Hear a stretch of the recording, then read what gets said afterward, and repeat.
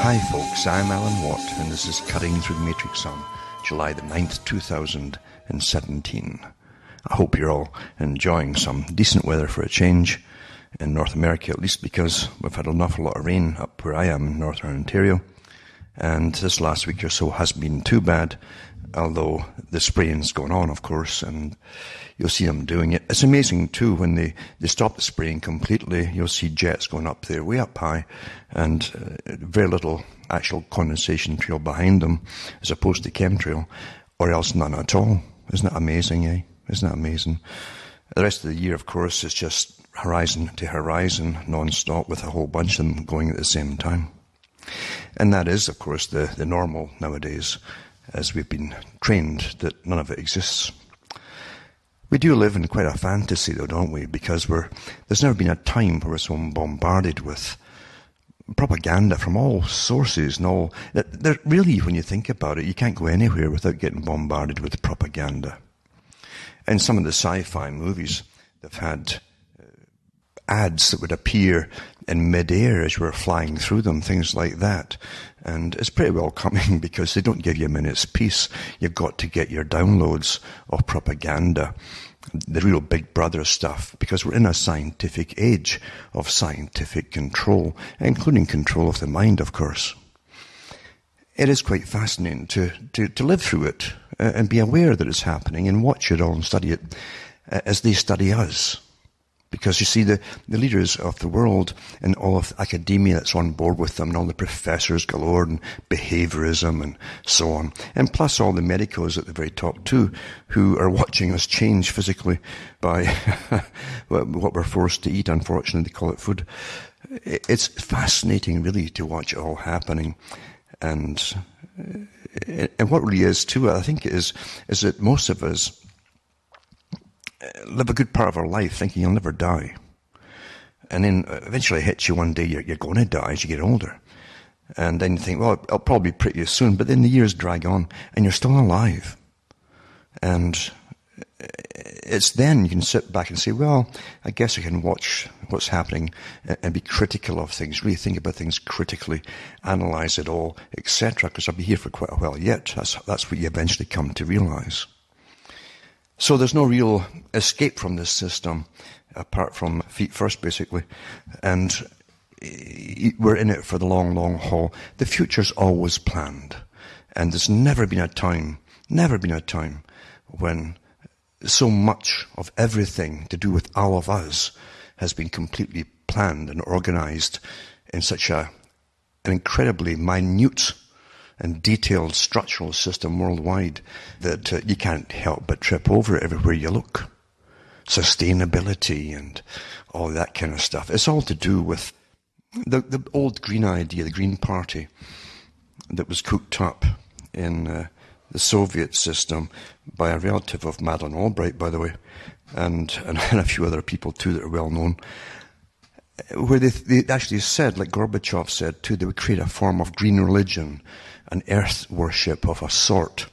And unfortunately, they've been at it so long now. It only takes 20 years to brainwash really a new generation into this all being normal, where you can't make a move or do anything at all without sudden experts that didn't exist before approaching you and demanding fees to do eco-studies and all that kind of stuff before you can even put something in your garden. It's fascinating, really.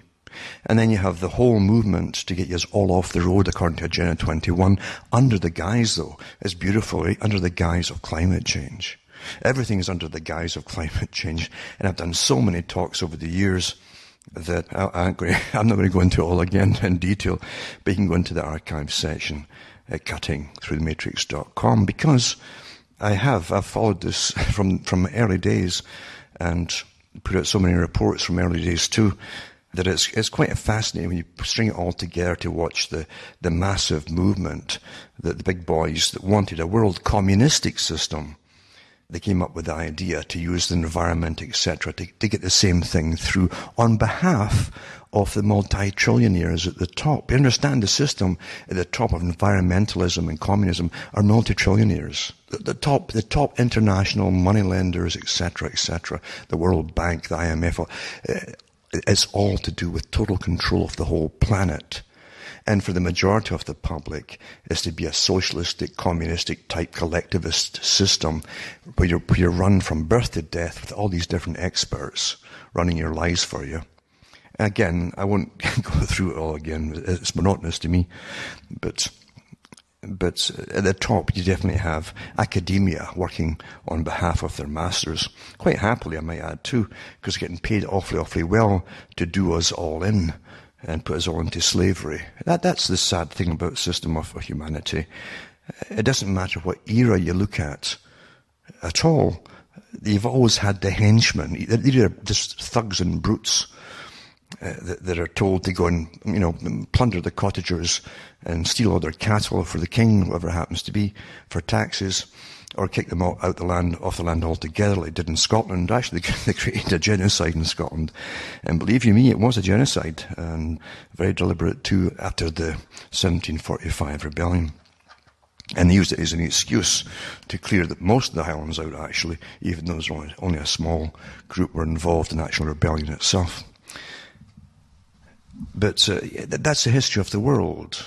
Brute force, the wealthy, and the wealthy never have a problem recruiting thugs, no matter what you want to call them, folks, to do their bidding for them. Put a uniform on them, or put a feather in their cap, whatever it happens to be, and away they go quite happily.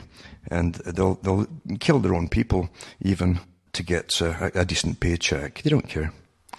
Today, there's far more of them in different branches of government and different agencies affiliated with government. That's the beauty of it now too, public-private partnerships, etc. You've seen a whole way of life, all planned, and you have had no say in the whole matter, or any of the matter at all, in fact. Maurice Strong, remember, was a guy, the big United Nations frontman, to help put a lot of this together, although there was massive teams working with him to do it all. He couldn't sit there and write thousands of pages, for goodness sake. Of course not. They have lawyers working on this stuff for years and years and years. And then they present it to the public, and then they sign it, and we don't sign anything as members of the public. And the politicians quite happily sign it into basically agreements, they call it. And sometimes they'll try and confuse it and say it's actually law. But which is it? Which is it actually? Since these kind of agreements don't go through parliaments or governments, that's why they call it agreements. And yet we'll have to change our lives to go along with what essentially has been created to be for the public, not for the elite who own it all, but for the public, a green religion. It's a religion, folks, where you won't mind getting plundered and your money taken off you, or getting shoved into cities and your few pennies being scattered across the world to supposedly help third world countries, which is a lot of nonsense, as you well know. It's for total control of the planet and everybody and everything in the planet. You know that. That's what it's all about. You find so much from the early days of the eugenicist societies, and they were rather blatant about total control of the world. Charles Galton Darwin was one of the best in that regard, because he did write The Next Million Years, the book outlining basically the plan in a tongue-in-cheek sort of way about depopulating the wrong kinds of people who might breed and so on, and who were breeding, and what must be done with them, etc. And a lot of the helpers in this system really are not going to get into the next system either. It's quite interesting, because Julian Huxley, again, all related, by the way, they were related to the Huxleys and the Darwins and the Wedgwood Bens and all the rest of them, all related. It's quite interesting to see that Julian Huxley, who was at the UNESCO, the head of UNESCO, and Planned Parenthood too, when it started up with Sanger, he was quite blatant about it, that many people who would help them achieve their goals would expect to be given a pat on the head and brought into the saved elite higher up, you see. But he said, and they won't be, they'll be in for a shock. So they're very critical about the types who are going to get in and come through into the new age, as I like to call it, and to the new system and so on. The planned society is all around you today. And it's all done by deception, doublespeak, and blatant lies. Mind you, a lot of money passes around. amongst the people involved, an awful lot of money, because it's all your money, it's your tax money, and there seems to be no end to that. It's astonishing, isn't it? And they'll get their lovely little world of people who will do whatever they're told, and they'll be trained to do so. Many of them already are. It's quite astonishing. And they're trained not to participate or be involved, or even to be involved to the extent of objecting to anything, heaven forbid, eh? That's how they've been trained. Go along with everything. And again, too, what's amazing with many of the totalitarian media organizations, because they are totalitarian. We know that they're all, I've done, again, so many talks about the propaganda and the media, gone way back 100 years or so. And the meetings they actually had with big moguls to be on board with each other and how they would manage public opinion, etc. And it's just astonishing how they've trained the public of what good is. This is what is good is. Here's what bad is. Oh, people who think this are bad. It's so simple. Such a simple technique. Very matriarchal, by the way. It's like CBC Canada, and you listen to them. So many of the voices are women who are matriarchal, and they can give you a little psychic pat in the head if you're good, and go along with certain topics in the way that they want you to go. But you'll hear callers phone in occasionally with a different opinion, and they're disapproving. Oh, they're disapproving, like a teacher at school.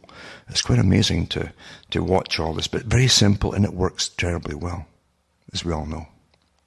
When you look back a long ways, you'll find that the group that became the Royal Institute for International Affairs, Council on Foreign Relations, same thing. And they also have their group for the whole of the European Union as well, for all their parliamentarians.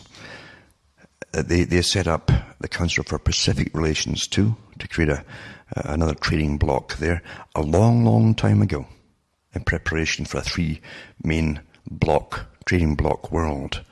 And you've been living through it, so were your parents, without knowing it. That's nothing, everything that happened actually in the last 100 years was done by this particular group. They have all the top media moguls in their pocket. Of course, they're all members. And their whole goal was always world government. Although they like to call it governance today, it sounds better than government. Somebody might wake up if you say government, world government. So that governance sounds kind of vague and, well, iffy, and that's how they do it. Basic, simple psychology. But they've worked so hard for a long time to get world government through. And we know that Carroll Quigley, who was a historian for them at one point, because they have their own version of history, very important, because they tell you they fill in all the little blank bits that the general history books omit, and they make sure they omit them because their members also write your history for you, the ones that you're going to get taught in school. But they admit that they were behind world wars to get countries to their knees in order to make them give up their sovereignty.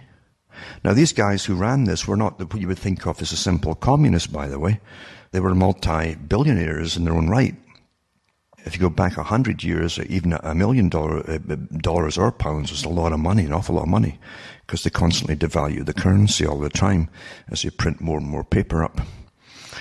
But you'll find that Lord Alfred Milner and his cronies and their descendants still run the inner group today across the whole planet. And as Carroll Quigley said, that this group operates, and he was a member and the historian, he says this group operates, he says, the way that most people think that the communists do, because they have so much in common. You think a lot of their goals are the same, actually, but it's really to make their own elite responsible in governing positions across the whole planet. And they're going to run you in a kind of communistic, socialist setting from birth to death down below, which is the majority of the public. That's what it's about. Well, they themselves live like kings, actually higher than kings, because what they can get today with their money through science and so on is so incredibly different from what it used to be. But anyway, That's the world we're in right now, and the push is really, really on. As Quigley said, he said that he agreed with all of their plans. He disagreed with some of their methods, that was all, of how to achieve it, those particular goals. But he was on board with it all.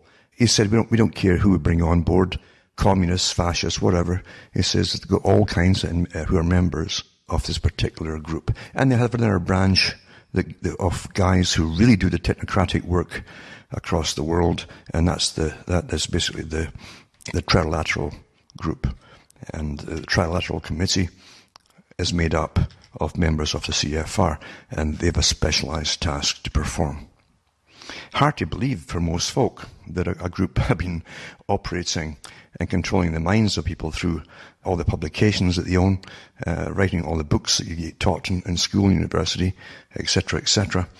And at the same time, they have their members appointed to across the world in top positions, from even presidents and prime ministers all the way down. In fact, I should say all the way up, because there's people above your prime ministers and presidents, as you well know. Of course there happen to be. But anyway, they know what they want, and they're going to use all kinds of cons to bring it about. And we'll touch on some of that again tonight. But we're really going through it now as they push for sustainability. That's the buzzword for the present. It means that you got to cut back on everything. Post-industrial, post-consumerist society into austerity, and away you go. That's what it's really all about, folks. Everything will be rationed, but you'll pay a lot more for the little bits of everything you get, including your energy, a la technocracy. Now, you'll find that the IMF and the World Bank are meeting, basically, and putting out all their information for this particular G20 summit that's on this week. They've already put out their agenda for them all to follow. And remember, the World Bank was also set up by the same group, Royal Institute for International Affairs, Council on Foreign Relations, a long time ago. Same with the IMF. These are all private groups, mind you, private corporations inside this group to run the finances of the entire planet. And not to help people either, by the way. They don't go out giving out charity money, except to each other, but they certainly do give out loans, and they demand their pound of flesh, big pounds of flesh actually, in return. It's not some kind of charitable organisation by any means. And if they have shortfalls in anything, they've got it worked out that the taxpayers of the world can just have to fork out the money to bail them out and stuff like that. It's quite amazing, isn't it? But anyway, here's what they put out. It says the economic well-being of billions of people depends on trade. And deeper trade integration, that means all their free trade deals, they want it all ran through. And twinned with supportive domestic policies can help boost incomes, etc. All this, heaven and earth sort of stuff. And accelerate global growth, which is nonsense because they don't want global growth. And it calls for decisive actions by the world leaders gathering for the G20 summit this week. Now, the G20, all these Gs, these groups of this and groups of 8 and groups of 20 and so on, are all your politicians that have sold you all out because they never asked the people's permission of any country to form these little groups in the first place. They just happened to get formed by, again, the Royal Institute for International Affairs, Council on Foreign Relations. The same people who brought you your free trade agreements. And the Parliament for Europe.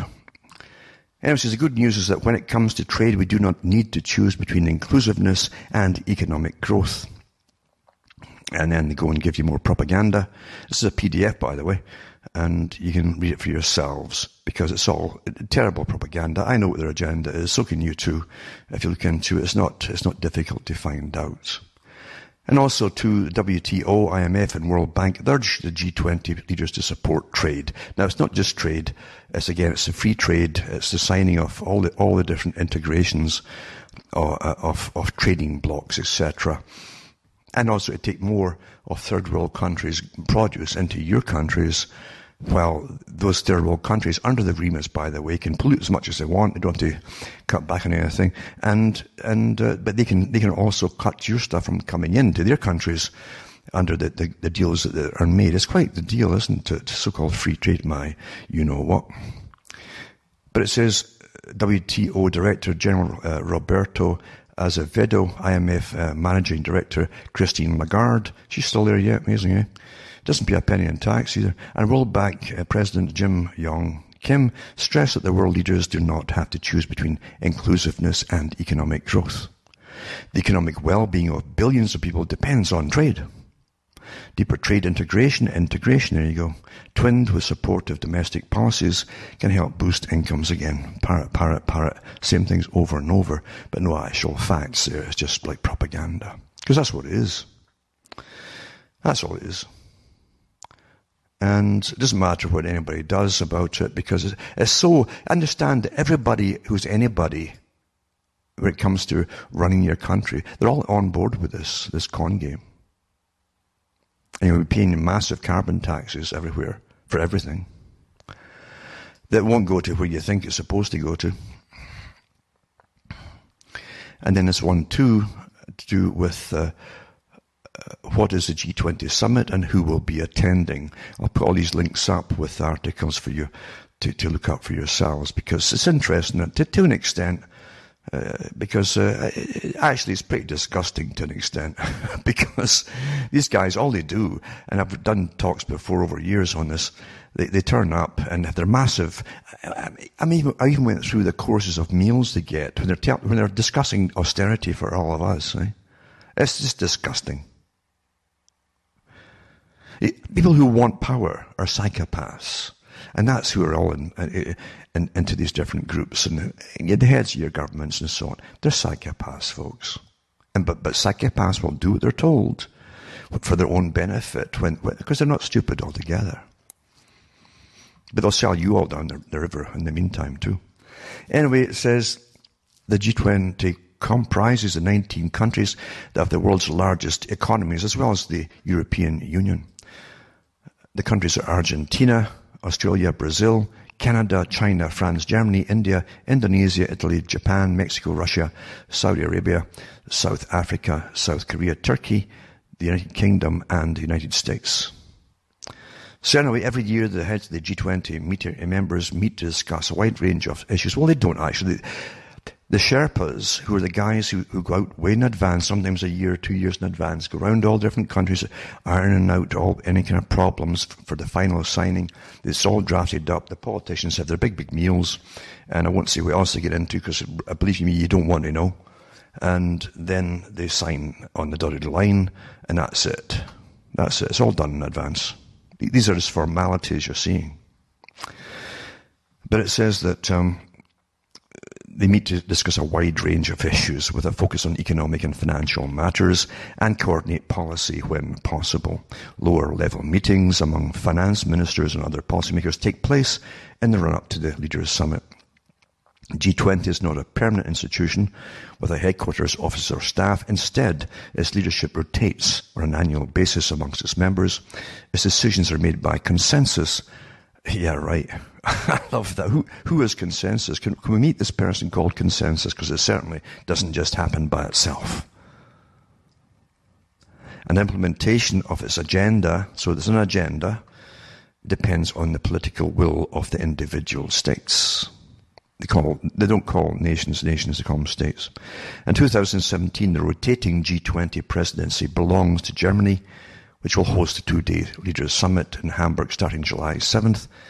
In addition to Trump and Putin, high-profile leaders in attendance are expected to include German Chancellor Angela Merkel, Chinese President Xi Jinping, and newly elected French President Emmanuel Macron. I should call him Emperor, because apparently he kind of sees himself like that. And Trump's aides said a week before the meeting that they had no specific agenda for the Putin talks. And the meeting comes as Trump is under domestic political pressure for alleged ties to Russia. What rubbish this is, eh? Mind you, most of what you get as reality is rubbish today. It honestly is. Including the counter to it as well, by the way.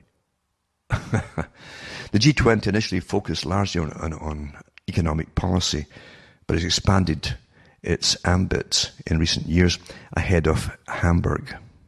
Merkel stressed the theme of a networked world, and the German government laid out a broad agenda.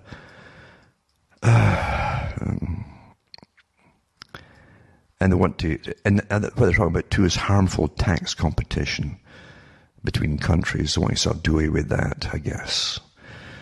And it says the widespread use by companies and individuals of low-tax countries as tax shelters, as was dramatized by the 2016 Panama Papers leaks. The G20 is also pursuing policies including information sharing initiatives to combat corruption and money laundering. What a joke, eh? What a joke. Most of the intelligence networks, it seems, from the US and other countries too, that are involved in Afghanistan, so are up to their eyeballs in opium, which gets turned into heroin and so on. And you talk about money laundering. I can remember years ago reading it was the main papers, and one of the top ones in Canada. It was something to do with one of these vague, very superficial looking into affairs to do with the drug industry and money laundering. And it said that the top banks in Canada were all involved in laundering the drug money. And there was so much of it going through, they'd collapse. The banks would collapse if it was to stop. So there you go. And then it says, Merkel has made ties with Africa, focus of the summit. Her government has presented a compact with Africa, initiative that would involve G20 nations bringing private investment. Oh, come on. All private is public-private partnerships. The countries or the taxpayers fund all the work that's been done and building the factories, and the private corporations end up owning it all for nothing. Anyway, it says, a new businesses to African states that have committed to economic reforms. Other trade and economic growth plans are also high on the agenda. Germany wants to reaffirm a global commitment to free trade and discuss how to implement the UN's 2030 agenda for sustainable development. See, everything's tied in with the same goal of bringing you into utter poverty, folks. I hope you understand. I'm not kidding you about this. I'm not kidding you. You would think the Soviet Union was bad. This is way beyond that when it gets going, because everything is so highly monitored today. In the Soviet Union, people had a little bit of freedom away from cameras and that, if they knew where to go. You won't be able to do any of that stuff. It's just awful. Awful. But that's what's planned for you. But they'll make you happy to go into it. They're awfully good at that. And it says, beyond purely economic measures, Germany wants to recommit the G20 nations to meeting their carbon reduction goals. There you go. Stop breathing. No more combustion engines. Or don't heat yourself in the winter. Or pack 20 folk into a room. The body heat might keep you going all winter. Think I'm kidding? Hey, do you really think I'm kidding? I'm not kidding you. This is where it's all going to go eventually, step by step by step. I'm telling you. These people at the top hate your guts, all of you. You're all obsolete, they claim. And they're going to control you and bring you down. They've even had I've read the articles from their own think tanks talking about the population reduction agendas and how by 2050, well, isn't that amazing? When you read through all these different things tonight and other ones too, about bringing these plans and to cut carbon step by step by step. By 2050, you will be frozen to death, because that's when the populations do drastically plummet. Isn't that amazing how that all ties together? It's just coincidence though, isn't it? And then this one here is to do with why G20 unity is crucial to Canada. Because again, we've all got to be in it together and worship the earth, supposedly, and give your propitiation to the earth as well by stopping breathing and heating yourself and eating and that kind of stuff. Die quietly, for goodness sake. Show how good you are. Eventually, one day they'll have contests to see how you die well, and they'll give little awards to folk who'll be given the award just before they croak. Live on television, no doubt. Anyway, this article here digs at Trump, of course, and America first and all the rest of it, and how it's against the core G20 belief, and it's a threat to the G20. Well, did the public ever vote for the G20? No. Most folk don't even know what it is. Or most folk actually will think everything that exists when they are born and they grow up must be natural simply because it exists. They've no idea. And then this one here too is to do with, this is a bit of aside, you might say. It's a bit of an aside to get folk arguing with each other, etc. And they do that all the time. You notice that everything today, even on this, what they call the alternate media, where they're supposed to be fighting this and that, it's all about who tweeted what to whom and what nasty things they said in their tweet and the replies to their tweet and all. This is incredible. It's like childish psychosis, isn't it? But the big powers that be are helping it get pushed across.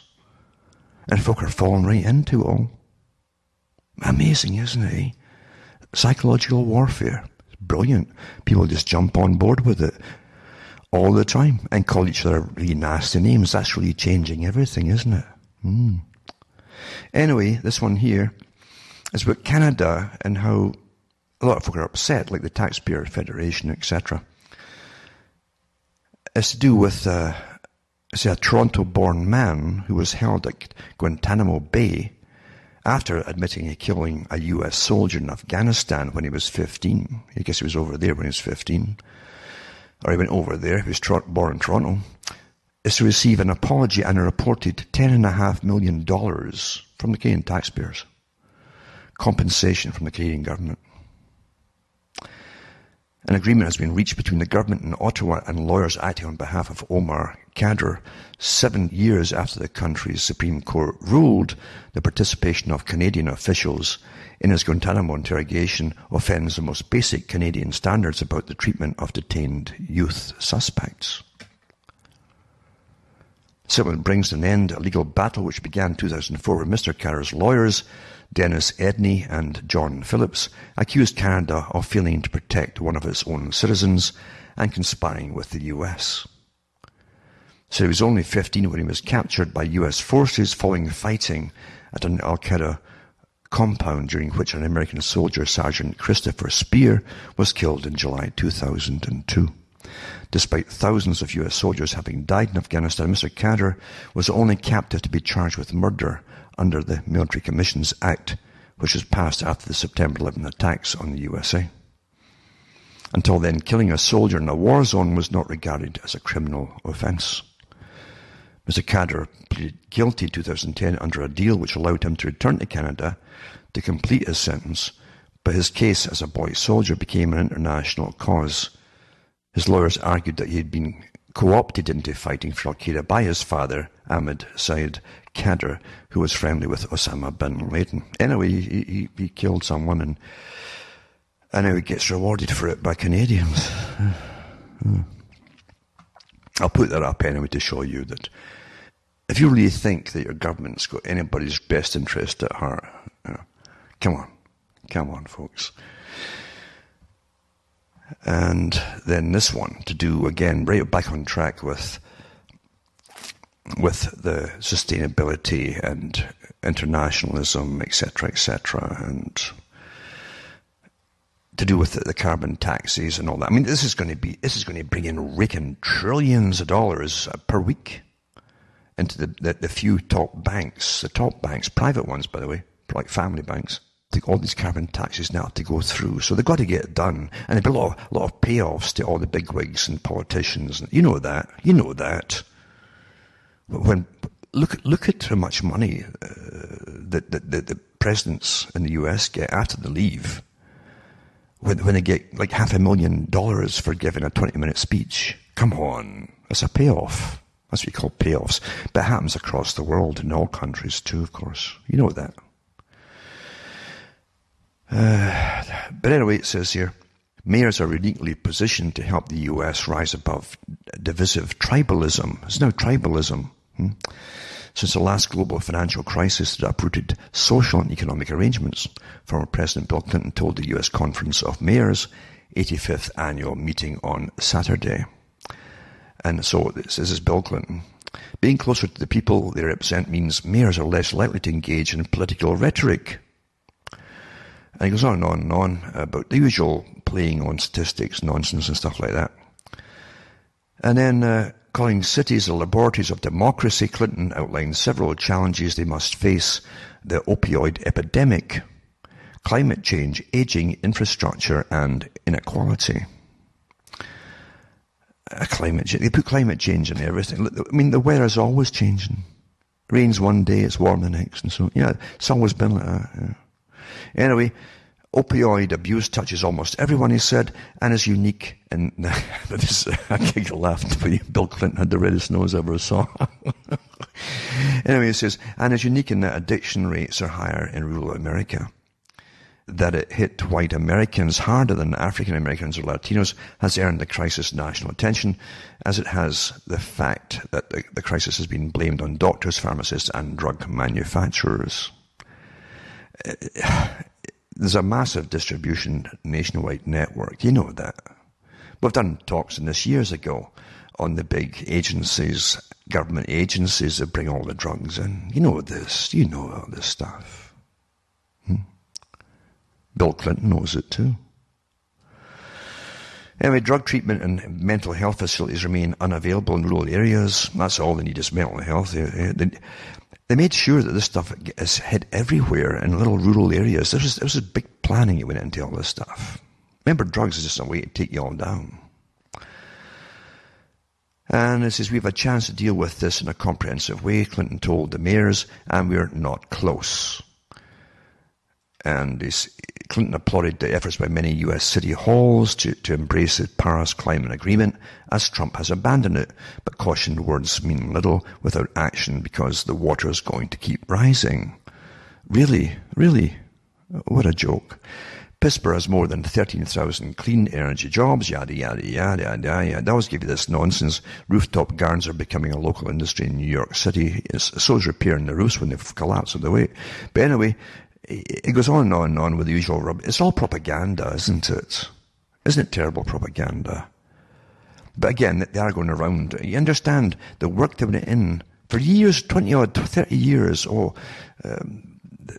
Think global, act local, etc., etc., to make sure that all national democracy would be bypassed completely by these private groups, folks, private groups that you do not vote in and who are running your life right now.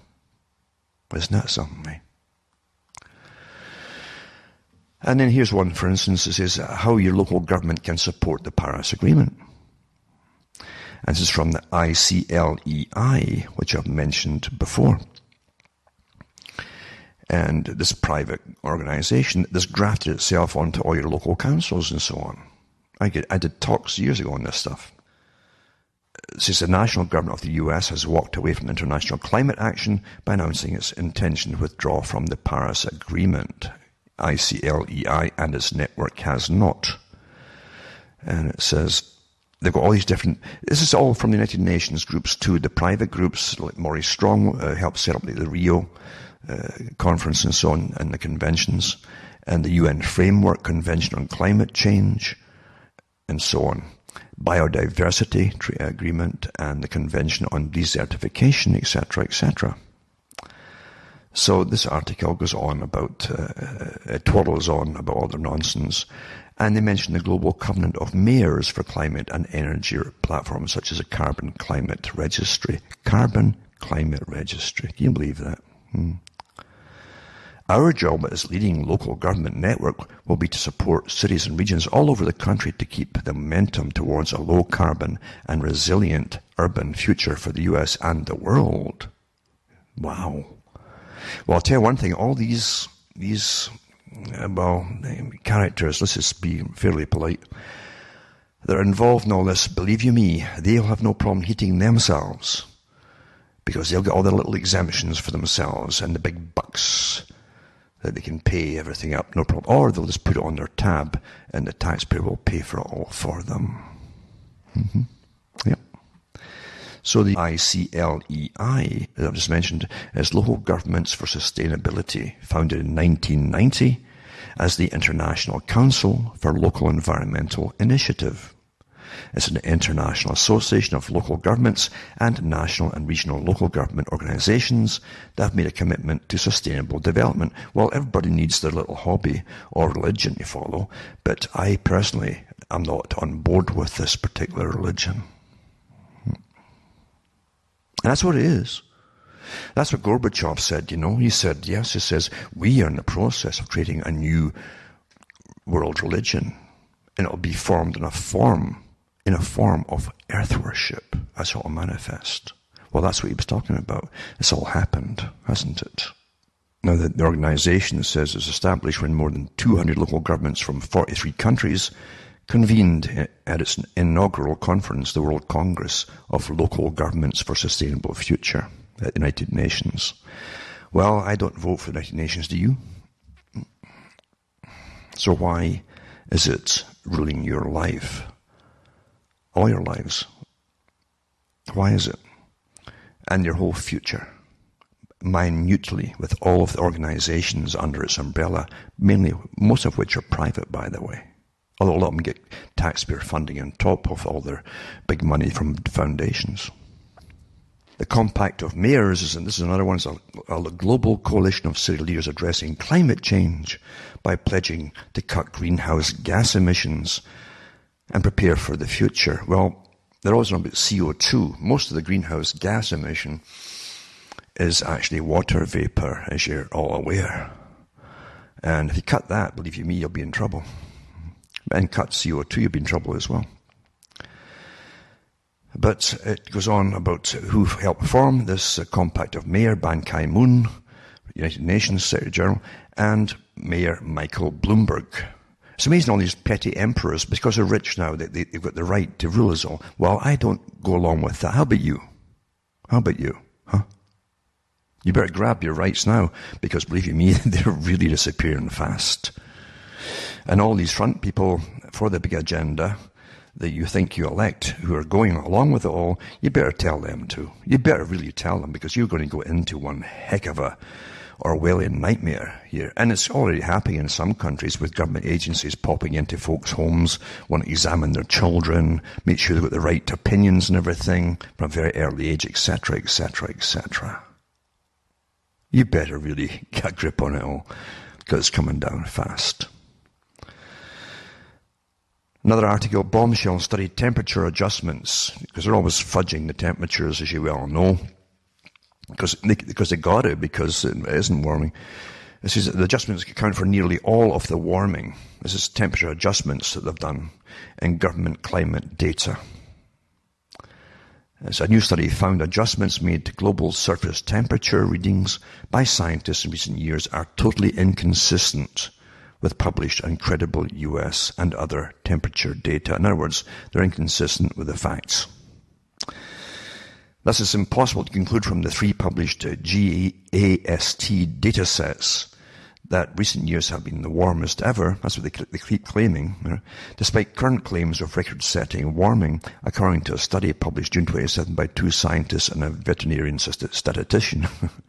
The peer-reviewed study tried to validate current surface temperatures data sets managed by NASA, NOAA, and the UK's Met Office, all of which make adjustments to raw thermometer readings.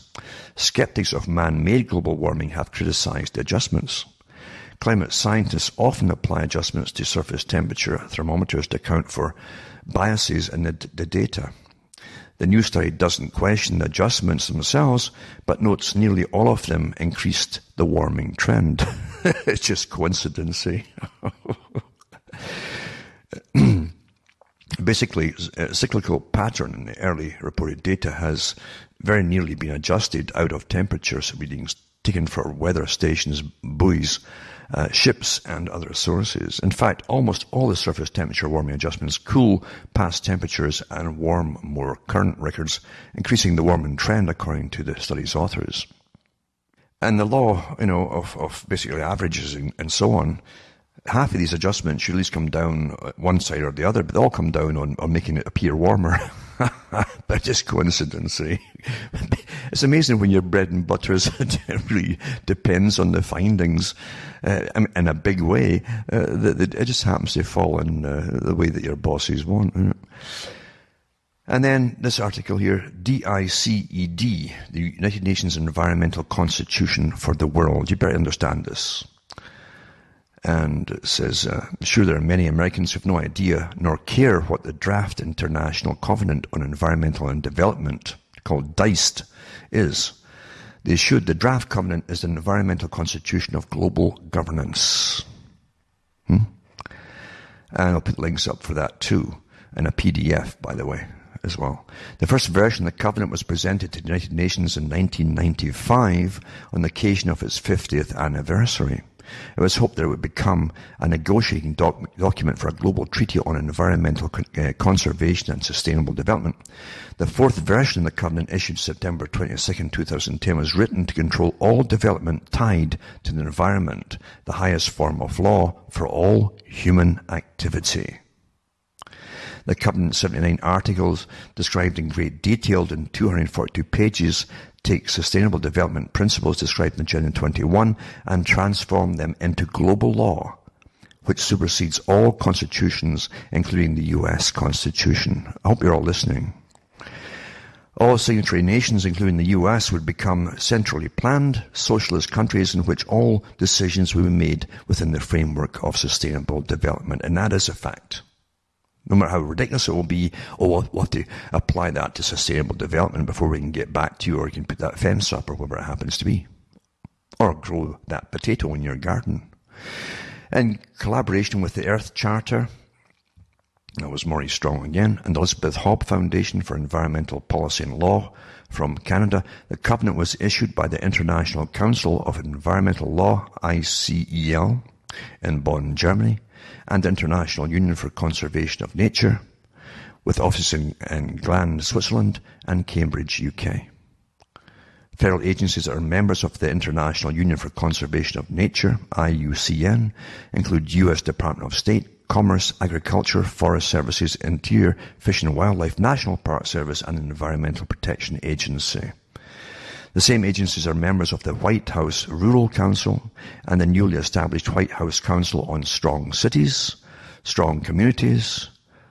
That was under Executive Order March 15, 2012. The draft covenant is a blueprint to create an agreed single set of fundamental principles, like a code of conduct used in many civil law, socialist and theocratic traditions, which may guide states, intergovernmental organizations and individuals.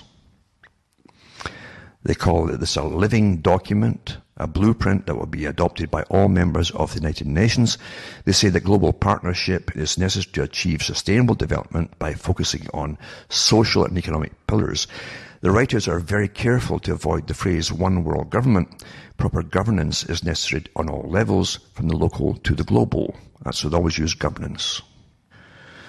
And this goes on and on and on. It's a good article. It's quite a long one, and I prefer it long. I prefer to know more and more details, and they've got so much in here. It's interesting for those who care. Most folk don't today. I think they've been trained, as the communists said a long time ago. The perfect socialist or communist citizen would be trained to simply accept that better minds, better people are managing their lives on their behalf.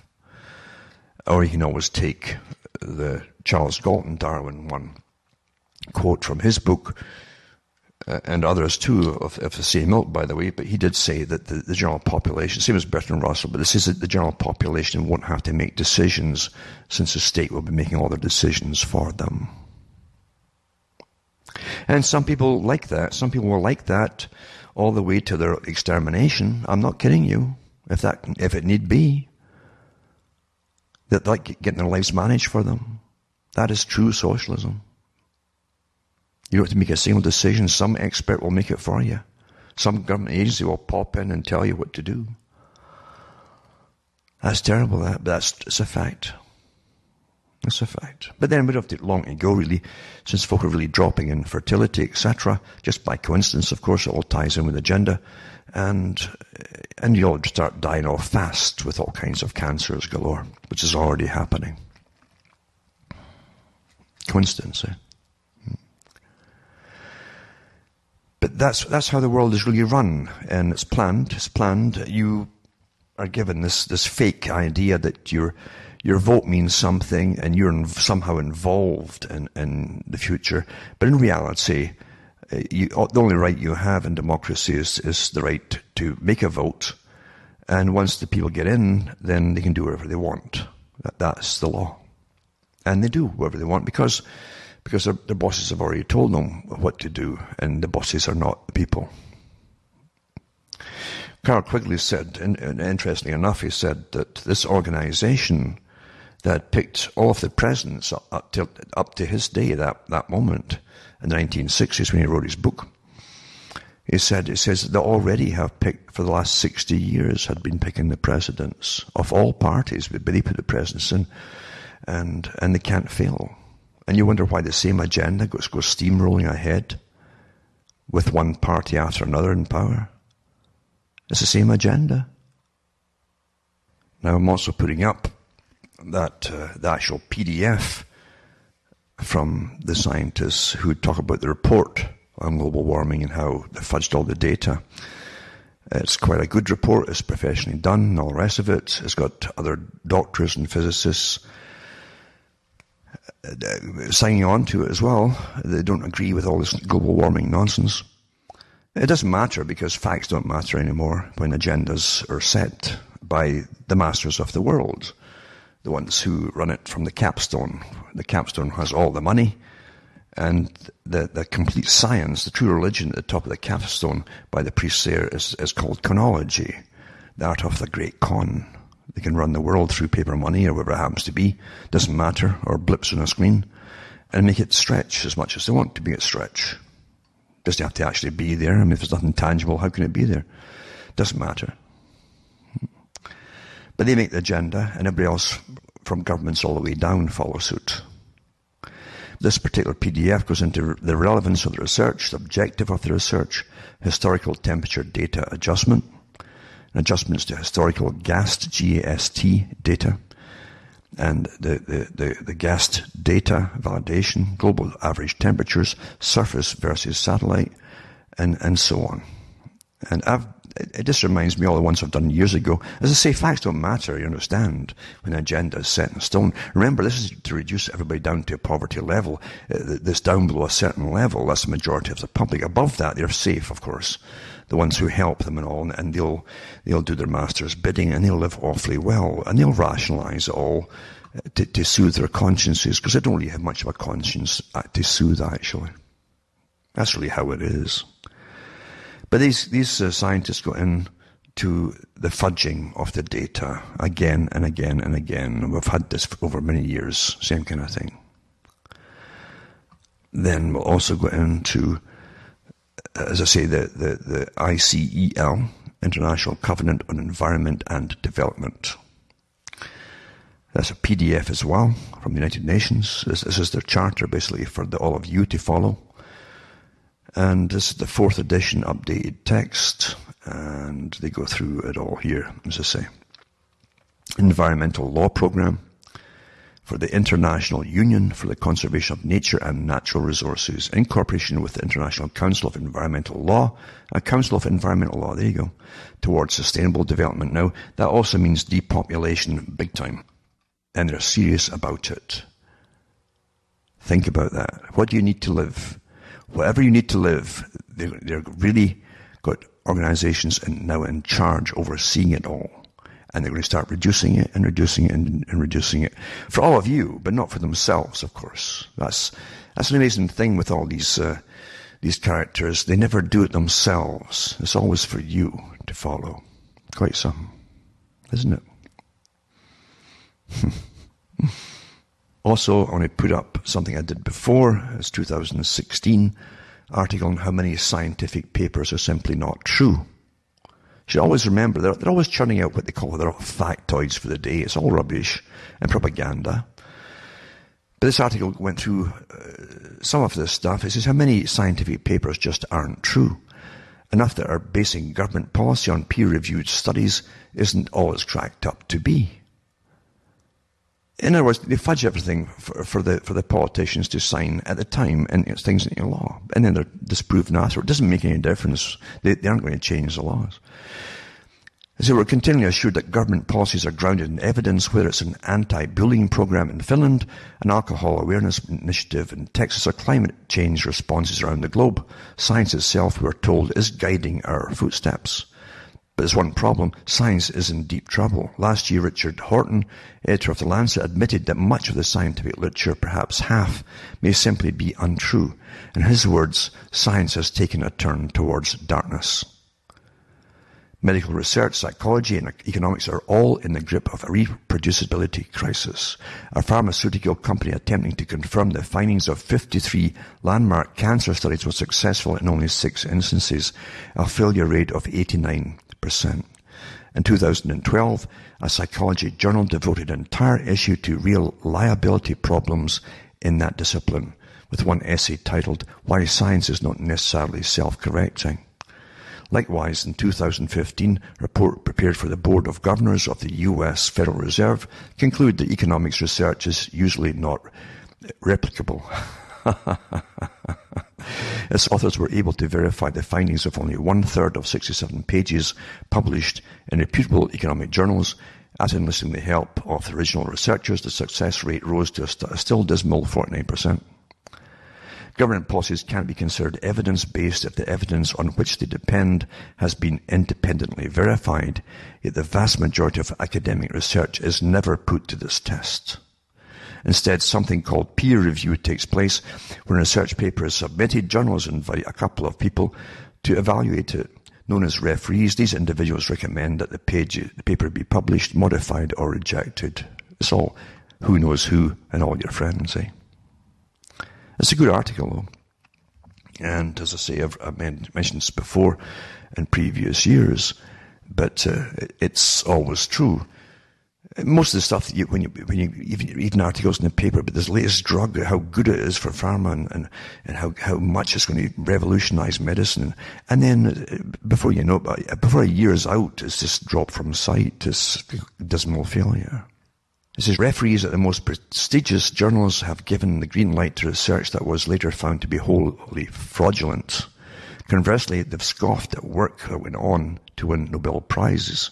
Richard Smith, former editor of British Medical Journal, describes peer review as a roulette wheel, a lottery, and a black box. He points out that an extensive body of research finds scant evidence that this vetting process accomplishes much at all. On the other hand, a mountain of scholarship has identified profound deficiencies. Quite some, eh? But that's common, actually, you know. That's from the Spectator, and I'll put all these articles up, as you know, I always do, that I read from. I'll put them up at cuttingthroughmatrix.com, and the links for you to peruse. It's good to save them because eventually things are really disappearing big time from the net. Have you noticed that? And I have seen me going for something that's really important a few years ago, and it's all scrubbed. It's all gone. Because they're constantly changing reality. Constantly. Remember, too, you can buy the books and discs at cuttingthroughmatrix.com, or you can donate and help me tick along here. Because believe you me, you'd be surprised how many folk, and the ones who are all, you know their voices very well, who are using the data in the archive section at cuttingthroughmatrix.com. Really, and I mean frequently. But they never mention your name, of course, or my name. Never do. But anyway, I hope you're all doing well, and I really do keep in touch with the folk around the world and follow their lives as they interact with me. And it's interesting to have so much contact with such good people across the planet. From myself, Alan Watt from Ontario, Canada, it's good night. May your God or your gods go with you.